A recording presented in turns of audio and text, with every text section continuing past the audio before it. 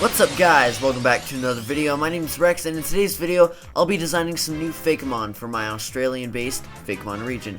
These Fakemon will mostly be Pokemon that are a part of the repeated things that quote unquote every gen does, like the regional dog, cat, fish, etc. Now, enough about the topic so I don't bore you, let's get right into it.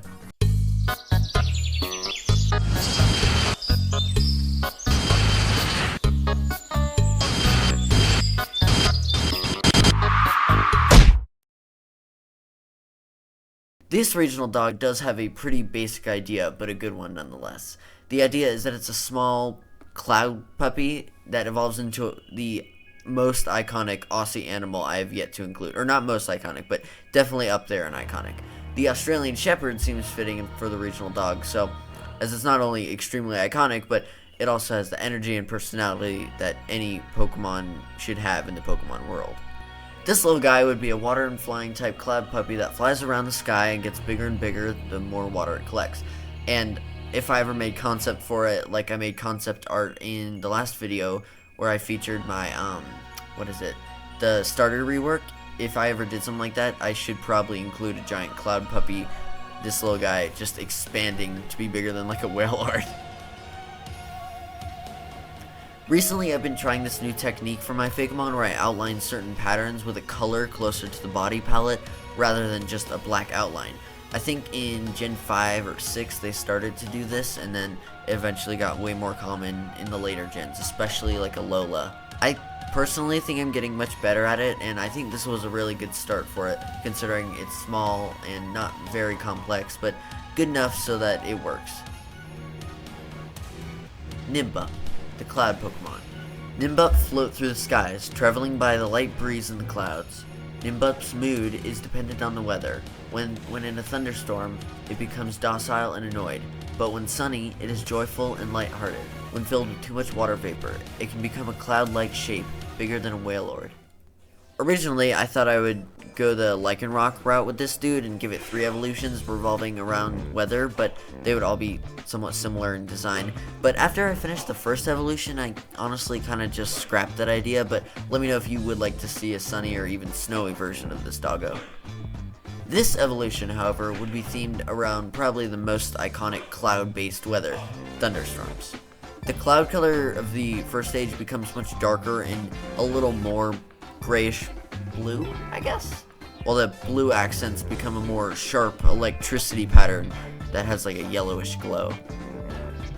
I gave it a very stiff stoic pose to imply its godlike powers, or at least what humans considered godlike powers back in ancient times, and I added some orange to give it that Australian Shepherd look since, well, that's literally what it is, an Australian Shepherd. This is, of course, a very simple design, but I do think I nailed it on the 4-legged animal pose. I used to have a lot of trouble with animals on all fours, but I think I'm getting better at anatomy.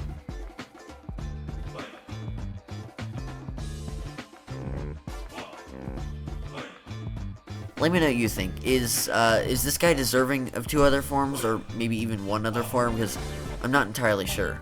I do really like this design, and I could totally see 2 other forms, or maybe even 3 other forms, which I would never do, but I could see that. So let me know what you think. Nimbound, the Thundercloud Pokemon. In ancient times, Nimbounds were thought to be legendary Pokemon of the sky, but it turns out they are a unique evolution to Nimbup that can only be seen during a thunderstorm. Many years ago, a thunderstorm was so chaotic, a Nimbound was compelled to absorb every last zap until it couldn't take any more energy. Ever since, there's been a statue of this Nimbound that is in an Australian city. Okay, now, I know the dog lovers out there will most likely be very satisfied with this, but now time for those cat lovers to get what they deserve. The first stage was extremely simple, a sleepy cat with calico patterns. Cats are fairly common in Australia, I mean, just like the rest of the world, but of course dogs are much more dominant down under, but cats are a good second choice, of course. I drew the closed eyes thicker than you'd imagine, but I actually like how weird yet cute the eyes turned out, and they'd probably be a blue or green when opened, I don't know. Trust me, it might look cute and boring now, but oh boy, its evolution is certainly something. Catrip, the cat Pokemon. Catrip are extremely common Pokemon, and love napping outside on sunny days. Though friendly, if a Catrip gets its fur wet, it will become extremely aggressive and attack everything in sight. Some will even resort to attacking its trainer from pure anger. By the way, this is a hint to its evolution. Now, you know how I said its evolution is something? Trust me, it might look cute and boring now, but oh boy, its evolution is certainly something. Well, what if that something was two famous Aussie cryptids combined into one giant cat? In Australia, there are many myths surrounding many different things, but there's around 4 to 5 big ones that you'll see almost anywhere you search for Aussie cryptids. One of those being the Otway's panther, which is said to be a panther or dark large cat that somehow avoids all human content, and some call it a panther, others call it the famously known phantom cat. In my opinion, I think it's either one of those invasive cat species that just happens to be black, or it is a panther that could have somehow gotten here from like a boat or something, I don't know. Needless to say, I think it could make such a cool Pokemon just based off this name itself. I decided to mix it with another widely known Aussie myth, the Bunyip. The Bunyip has, well, very little knowledge known about it, but what we do know is that it seems to be a large aquatic mammal that looks like a fusion of multiple animals. In some depictions, it appears more ape-like, and in some, it looks more like a giant, furry, scary otter thing, but in some rarer depictions, it can appear somewhat cat-like. Not extremely feline-shaped, but enough to fit this Pokemon. So I sketched a big panther-like creature covered in purple stripes and yellow golden-ish seaweed. Golden seaweed is a thing, especially in Australia. I made it a dark and water type, just to keep the phantom cat vibe, but I almost made it ghost type because phantom, you get it. I made the eye seem like it was glowing to, of course, match the purple stripes, and I will admit I could have given it a phantom limb and made it ghost type just to play on words, but to be honest, I like how this turned out, and I think those cat lovers out there will like this as much as I do, if not more. Gyippther, the shadow cat Pokemon. Long ago, the ancient people of Ausseos discovered a strange cat-like Pokemon that resides in the swampy areas of this region. This extremely rare Pokemon hates humans with a burning passion and will do anything to strike their prey down. This Pokemon was often given the name Phantom Cat for its ghostly appearance. Okay, and now for the regional fish. We've gotten this far, and though the cat might have seemed dark, the fish could be just as, if not even spookier than the cat. My friend actually gave me this idea, so thanks, Fernie. The idea was very interesting. Fish. No. But of course there's more. The idea was, what if pollution in waters created a Pokemon? What if the toxic oil that spreads in waters infests a fish, and the fish is now a ghostly spirit inside the body of like a half-living sea creature, which used to be, it's complicated, but it also not. I made it look really sad because, I mean, the dude's dead. He's not even fried. He's just dead. And, of course, the wispy tail and the tail bones and spine sticking out. I added a little oil pattern at the end to hint at its evolution, which you'll get in a second, with a bright golden eye just for contrast. It was originally actually going to be green, the main body, and then it goes nice either way, honestly. Not too much to this appetizer, but enough to call it a Pokemon. Falmoil, the pollution Pokemon. Falmoil are located all over Ausseos and are known across the region as the common fish Pokemon. Due to the polluted water it calls home, Falmoil have become ghost type from the toxic minerals in the water. They are very cautious and rarely trust anyone. So, did you know that Australia has a wee bit of a pollution problem? Yeah, Australia has some bad pollution, guys, but to be honest, that kind of surprises me. I mean, Tasmania has the cleanest air in the world, but I mean, I guess every place has its pollution. The evolution to Falmoil, oh, by the way, Falmoil is a salmon if you didn't put that together, hence the silent L in the name, would be like the other two popular regional fish. I love the idea behind Gyarados and Milotic turning a weak, boring little fish, and look kind of stupid to be honest, into an amazing and powerful serpent-like fish thingy. It just fits so well, even for how drastically changing their designs are. So for my regional fish, I was going to do something similar to that. This would of course be a serpent, but a more fish-like serpent than the other two.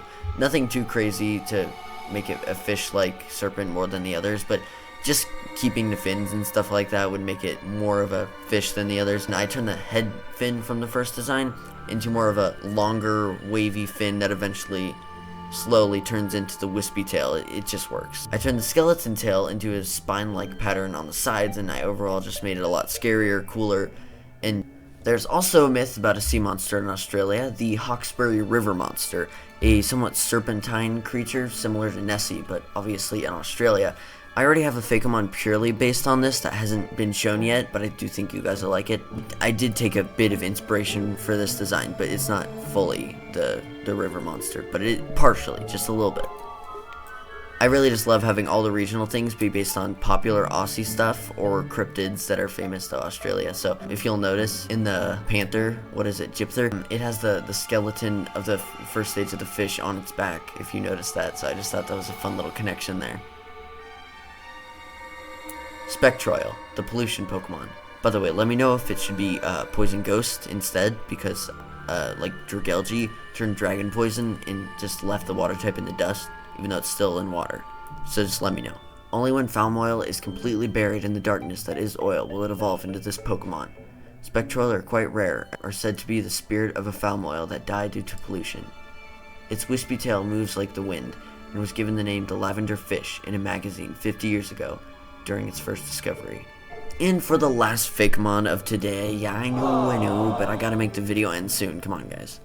This last guy would not be one of the regional traits unless you count a frog as every region. But this actually has a surprising amount of lore into its design, but I'll try to not make it boring. Basically, somewhere in America, maybe 100 something years ago, there was like a shipment of these toads that were given to Puerto Rico and saw that it eliminated their beetle problem. Later, Hawaii had the same problem and it worked from the toads, the cane toads, obviously. Their beetle problem was resolved. Then Australia had an issue with the beetles infested and ate all their sugarcane crops after Hawaii tried to help them by giving them a shipment of the same toads to Australia.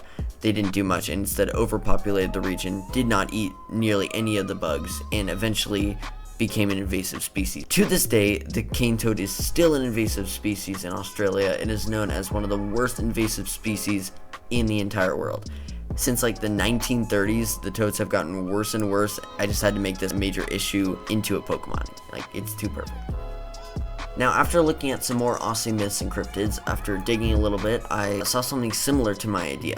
Tidalik, an Australian mythical beast that is said to be a huge frog that towers over other animals and devours everything around it, it just seems very fitting. So, an invasive species that eats everything, and a mythical frog toad that eats everything.